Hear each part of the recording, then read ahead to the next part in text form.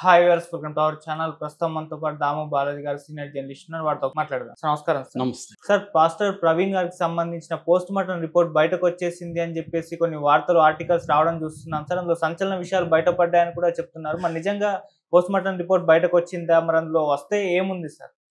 Post mortem report ఇప్పుడు బయటకు వచ్చిందని ఒక రిపోర్ట్ అయితే సర్క్యులేట్ అవుతుంది సోషల్ మీడియాలో. అందులో మామూలుగా అయితే 5 మంది డాక్టర్లు పోస్ట్ మార్టం చేసినట్టు ఇదంతా వీడియో చూసినట్టు తెలుస్తుంది. అందులో ప్రవీణ్కి తలకి గాయమైందని, తలకి గాయం అవ్వడం వల్లే ఆయన చనిపోయాడు అనేది అయితే కనిపిస్తుంది దాంట్లో. అట్లాగే పెదాల మీద గాయాలు ఉన్నాయి, బాడీ మీద కూడా అక్కడక్కడ ఇది ఉన్నాయి. ఆ బండి ఆ వెయిట్కి పడ్డం, గుండె మీద అదేంటంటే రాయల్ ఎన్ఫీల్డ్ బైక్, అది వెయిట్ చాలా ఉంటుంది. ఆ వెయిట్ గుండెల మీద పడడం, తలకి గాయం జరగడం, దీనివల్లే ఆయన మృతి అయితే జరిగింది అనేది ఇప్పుడు వస్తున్న పోస్ట్ మార్టం రిపోర్ట్లో ఉంది. కానీ మనకి అఫీషియల్గా అందుతున్నది ఏమంటే అసలు అది ఒరిజినల్ పోస్ట్ మార్టం కాదు, కావాలనే కన్ఫ్యూజ్ చేయడానికి కొంతమంది దాన్ని క్రియేట్ చేసి పోస్ట్ మార్టం రిపోర్ట్ బయటకు వచ్చిందని చెప్పారు. పోలీసులు అఫీషియల్గా అయితే పోస్ట్ మార్టం రిపోర్టు రిలీజ్ చేయలేదు అన్న ఇదైతే వస్తుంది. ఇది రావడానికి ఈరోజు కానీ రేపు కానీ మనకు క్లారిటీ వచ్చే అవకాశం ఉంది. యాక్చువల్గా పోస్ట్ మార్టం రిపోర్టు బయట పెట్టమని నిన్నటి నుంచి కేఏ పాల్ కావచ్చు, మహాసేన్ రాజేష్ కావచ్చు, దళిత నాయకులు కావచ్చు, ఇటు వీళ్ళ సిస్టరు శ్రీదేవి కావచ్చు, వాళ్ళ బంధువులు కావచ్చు, అందరూ కూడా డిమాండ్లు అయితే చేస్తున్నారు. యాక్చువల్గా దళిత నాయకులు చెప్పినట్టుగానే పోస్ట్ మార్టం చేశారు. 5 మంది డాక్టర్లు రాజమండ్రి గవర్నమెంట్ హాస్పిటల్లో కొంతమంది సమక్షంలోనే చేశారు. అట్లాగే దానంతా వీడియో రికార్డింగ్ కూడా చేశారు. కాకపోతే పోస్ట్ మార్టం రిపోర్ట్ అఫీషియల్గా బయటికి ఇంకా ఎందుకు తీసుకురాలేదు అనేది ఇప్పుడు అందరికీ వస్తున్న డౌట్. ఈ లోపల ఏమైంది, ఒకటైతే ఫేక్ కాదు నిజమా తెలియదు, కానీ ఒకటి సర్క్యులేట్ అయితే అవుతుంది. దాంట్లో రాజమండ్రి గవర్నమెంట్ హాస్పిటల్ ఇవన్నీ కూడా ఉన్నాయి, ఆ లెటర్ ప్యాడ్ కింద సర్క్యులేట్ అవుతుంది. సో దాంట్లో మాత్రం ఇది చూస్తే వాళ్ళు ఇది యాక్సిడెంట్ అవన్నీ చెప్పలేదు. కాజ్ ఆఫ్ డెత్ ఇది సఫోకేషన్ అయింది, తలకి గాయం జరిగింది, ఇవి చెప్తున్నారు. మరి కొట్టి చంపారా లేకపోతే యాక్సిడెంట్ అనేది దాంట్లో క్లియర్గా అయితే లేదు ఇప్పుడున్న పోస్ట్ మార్టం. అది నిజమైన పోస్ట్ మార్టం రిపోర్టా కాదా మనకు తెలీదు. కాజ్ ఆఫ్ డెత్ అయితే అది చెప్పారు. కానీ అనుమానాలు ఎట్లా ఉన్నాయి అంటే, ఒకటి కొవ్వూరు, ఇప్పటి వరకు 2 సీసీటీవీ ఫుటేజ్లు బయటకు వచ్చాయి. కొవ్వూరు దగ్గర చనిపోయిన దగ్గర పెట్రోల్ బంకు నయరోనా అది సయోరా అట్లాంటి పెట్రోల్ బంక్ ఉంది. కొంతమూరు దగ్గర, ఆ కొంతమూరు దగ్గర ఉన్న పెట్రోల్ బంకు దగ్గర ఉన్న సీసీటీవీ ఫుటేజ్ అదేంటంటే ఇటు జరిగితే రోడ్డుకి అటువైపు సీసీటీవీ ఉంది కాబట్టి లాంగ్లో ఉంది. ఈ 2 రకాల సీసీటీవీ ఫుటేజ్లు ఇప్పుడు బయటకు వచ్చాయి. ఒకటి కొవ్వూరు దగ్గరదేమో ఇతను సైడ్లో బైక్ కాళ్ళు ఊనుకుంటూ మెల్లగా బైక్ని ముందుకు తీసుకెళ్తున్న విజువల్ ఒకటి వచ్చింది. అది 11:31 అక్కడ నమోదైంది.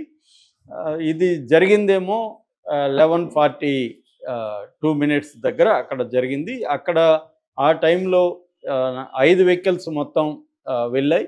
అందులో ఒక రెడ్ కారు ఈక్వల్గా దీంతో పాటు కాసేపు వెళ్తున్నట్టు కనబడింది. అదేమన్నా ఢీకొనిందా అనేది క్లారిటీగా లేదు సీసీటీవీ ఫుటేజ్లో.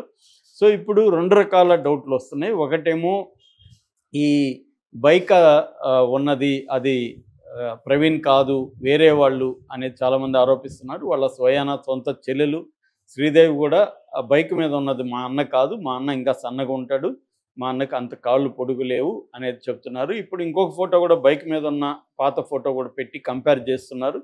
సో బైక్ మీద ఉన్నది కాదు అనేది ఒకటి. రెండోది, ఆ రెడ్ కార్ ఎవరు, రెడ్ కార్ కొట్టి అతను ఏమన్నా బైక్ ఇదైందా ఒకటి, లేదు ముందుగానే హత్య చేసి బైక్లో వేరే వాళ్ళని పెట్టి ఈ డ్రామా అంతా ఆడారా అనేది ఇంకొక డౌట్. ఎందుకంటే అక్కడ ఈ హెల్మెట్కి ఏమో చిన్న గీత కూడా పడలేదు, తలకి ఎలా దెబ్బ తగిలింది హెల్మెట్ పెట్టుకొని ఉంటే కూడా అనేది ఒకటి. రెండోది, అతను చొక్కా మీద బూటు ముద్రలు ఉన్నాయి, ఎవరు తొక్కినట్టుగా ఉంది అనేది 2. మూడోది, పెదాలని కోసినట్టుగా ఉంది అనేది 3. సో రెండో, బైకు మామూలుగా జారి పడితే బైక్ ఇతను దూరంగా పడాలి కదా, బైక్ ఇతని మీద ఎలా పడింది అనేది, ఇలాగ రకరకాల డౌట్లు అయితే ఎక్స్ప్రెస్ చేస్తున్నారు. ఇప్పుడు పోస్ట్ మార్టం రిపోర్టు బయటకు వచ్చినా కూడా తేలేటిగా కనబడలే ఈ రిపోర్ట్ని చూస్తే. ఎందుకంటే పోస్ట్ మార్టం రిపోర్ట్లో కాజ్ ఆఫ్ డెత్, ఈ సఫోకేషను లేకపోతే హెడ్ ఇంజురీ ఇవి రాస్తారు తప్ప అవి ఎలా అయినాయి, ఎవరు చేస్తే అయినాయి. యాక్సిడెంట్ వల్ల అయినాయా లేకపోతే ఎవరైనా చేశారా అనేది కదా తేలాలి. సో అది పోస్ట్ మార్టం రిపోర్ట్లో కూడా తేలే అవకాశం లేదు. దీనికి ఫోరెన్సిక్ దీనికి కూడా పంపిస్తారు. ఆల్రెడీ క్లూస్ టీమ్ని తీసుకొచ్చారు, డాగ్ స్క్వాడ్ వచ్చింది, అవన్నీ కలెక్ట్ చేశాడు ప్రాపర్గా, అవన్నీ తీసుకెళ్లారు. సో ఇది ఒకటి. రెండోది అతనికి ఎవరు ఫోన్ చేశారు, అతను రాజమండ్రి ఎందుకు వస్తున్నాడు అంటే బైబిల్ కాలేజ్ అని ఒకటి పెట్టబోతున్నారు. దానికి సంబంధించి 5 కోట్లు ఫండ్ ఇతను చాలామందికి అక్కడ ఇచ్చాడు, కన్స్ట్రక్షన్కి సంబంధించి యాక్టివిటీలు, దానికోసం వెళ్తున్నారు. ఈ 5 కోట్ల కోసమే ఇతన్ని చంపారు అనేది కూడా ఒక వార్త బయటకు వస్తుంది. ఈ 5 కోట్ల కోసమే చంపారు తప్ప హిందూ ముస్లిం గొడవ లేకపోతే క్రిస్టియన్ గొడవ కాదు ఇది. 5 కోట్ల కోసమే కొంతమంది చెప్పారు. ఇప్పుడు అతను ఎవరెవరికి డబ్బులు ఇచ్చారు వాళ్ళని కూడా విచారించాలని ఇంకొక వాదన వస్తుంది. అంటే మల్టిపుల్ కాన్స్పిరసీ థీరీస్ దీని చుట్టూ తిరుగుతున్నాయి. ఈ నేపథ్యంలో పోస్ట్ మార్టం రిపోర్ట్ అయితే కీలకంగా మారనుంది. ఆ పోస్ట్ మార్టం రిపోర్టే కాకుండా ఫోరెన్సిక్ రిపోర్ట్ కూడా చాలా ఇంపార్టెంట్. కాకపోతే ఫోరెన్సిక్ అనేది మనం చూస్తున్నాం, ప్రతి హత్య కేసులో ఫోరెన్సిక్ రిపోర్ట్ అనేది చాలా టైం తీసుకుంటుంది. ఎందుకంటే మనకి ఇంకా ఫోరెన్సిక్ ల్యాబ్స్ అనేవి తక్కువే ఉన్నాయి. ఈ ల్యాబులు పూణేకి అలా పంపిస్తుంటారు, ఢిల్లీకి కానీ పూణేకి కానీ, అవి రావడానికి లేట్ అవుతుంది. ఎందుకంటే దేశవ్యాప్తంగా వాళ్ళ మీద ప్రెజర్ ఉంటుంది.